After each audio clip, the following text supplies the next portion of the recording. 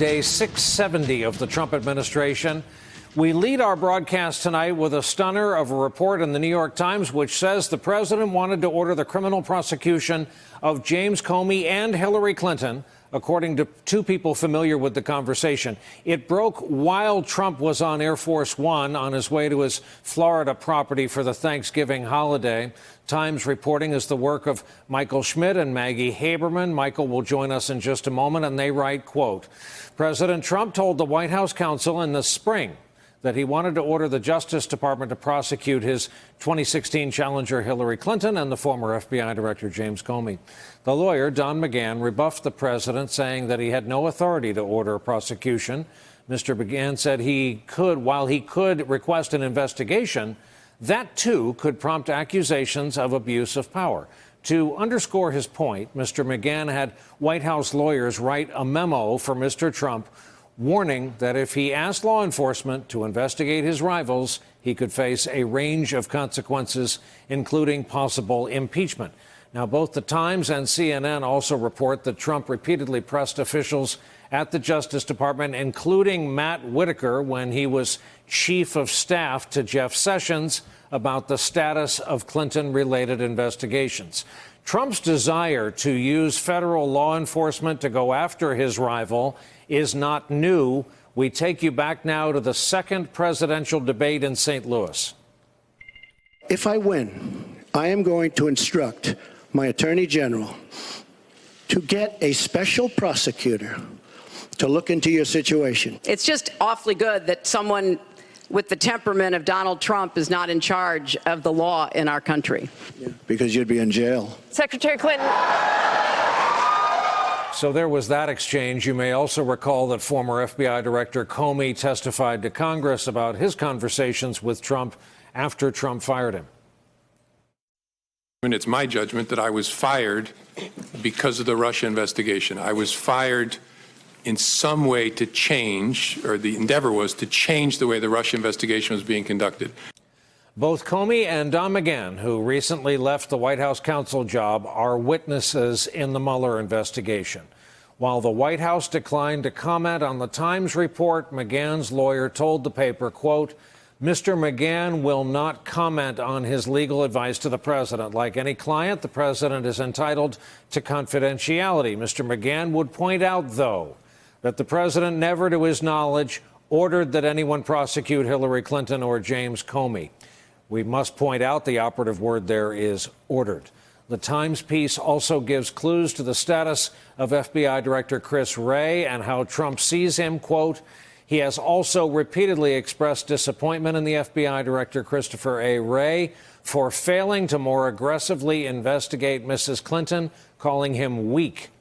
Also tonight, a new development in the Mueller investigation. After months of negotiations, we can now report Trump's legal team says it has submitted his written answers to the special counsel's questions. All of it brings us to our leadoff panel on a Tuesday night, including one of the reporters who broke this news, Michael Schmidt, Pulitzer Prize-winning Washington correspondent for the New York Times, Philip Rucker, Pulitzer Prize-winning White House bureau chief for the Washington Post, Jeremy Bash, former chief of staff at CIA and the Pentagon, and former U.S. Attorney Joyce Vance, who spent 25 years as a federal prosecutor. Welcome back to the broadcast, all our veteran guests. And Mike, I'll begin with you. Is it notable that the timeline on your story, this spring suggestion by the president, puts us so deep into the Trump administration? Another way of saying so deep into the Russia investigation. Or so deep into the obstruction of justice investigation.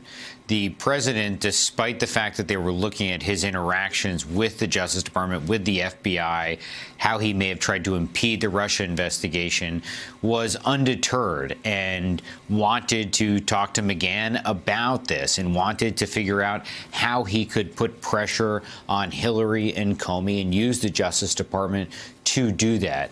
And it's a remarkable thing for any president to do, but especially one who's being looked at for obstruction of justice, especially one where all of his aides are going in to meet with Bob Mueller about why the president did what he did in 2017, why he tried to fire the attorney general in 2017, why he was trying to put a loyalist in charge of the Russia investigation. So it's just another example of how when Trump came to Washington, he was not going to change who he was. He was not going to adapt to the sensibilities of Washington, and that's sort of a product of it. So McGahn says no, rebuffs the president. The president obviously still seething. Who is there, Michael, to do the rebuffing now? Well, it's sort of a point that we make in the story. He has an acting attorney general now who's clearly a loyalist to him, someone that folks at the top of the Justice Department would say doesn't deserve to be the attorney general, doesn't have the credentials to be the attorney general, someone that wouldn't be able to get confirmed to be the attorney general, but someone that the president feels comfortable with and thinks will be loyal to him. McGahn is no longer there.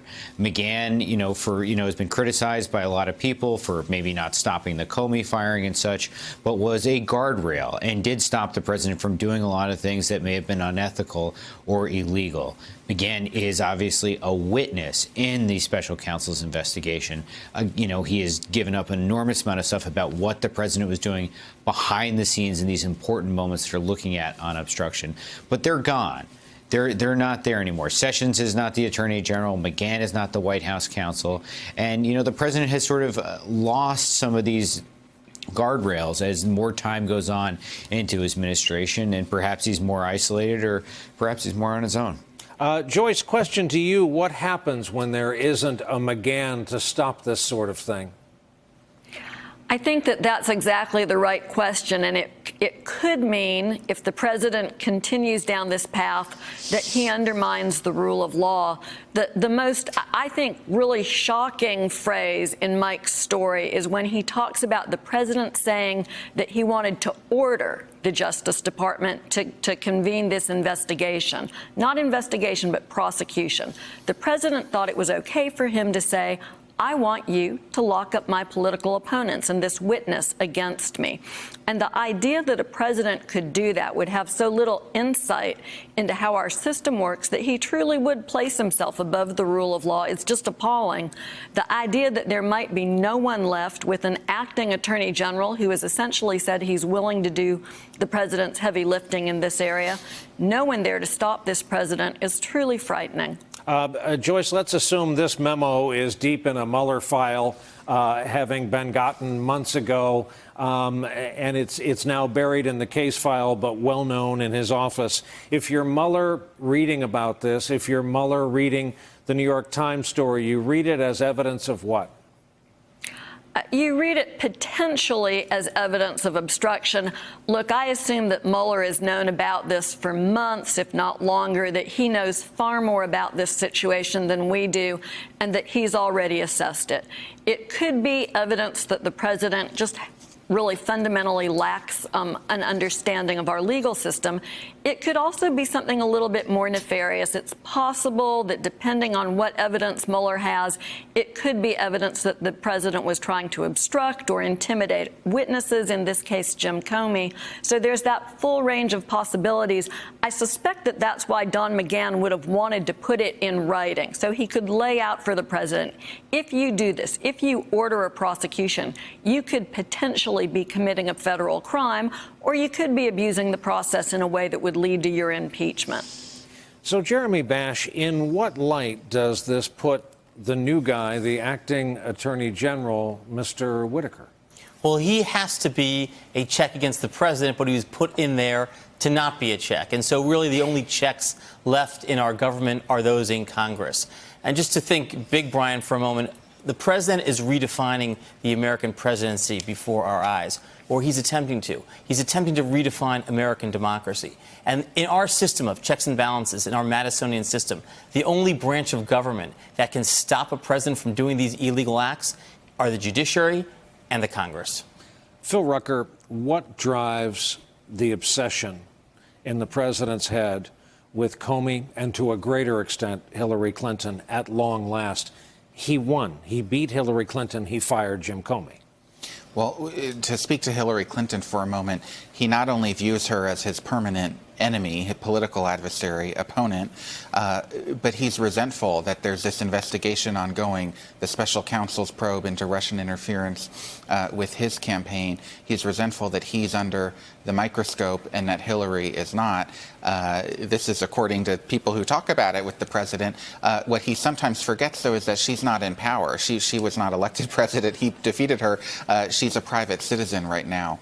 And so they're just in very different circumstances. But I think speaking to his concerns about Hillary Clinton and Jim Comey and his obsession with it is this great detail in Mike and Maggie's story in the Times, which is that it apparently wasn't enough for Don McGahn or the other lawyers to tell the president that would be an abuse of power, that he can't do it. They had to write up a memo explaining exactly why he could not order the Justice Department to do this, explaining why that could be potentially cause for impeachment. And that just shows how serious the president took this desire to prosecute them. Hey there, I'm Chris Hayes from MSNBC. Thanks for watching MSNBC on YouTube. If you want to keep up to date with the videos we're putting out, you can click subscribe just below me or click over on this list to see lots of other great videos.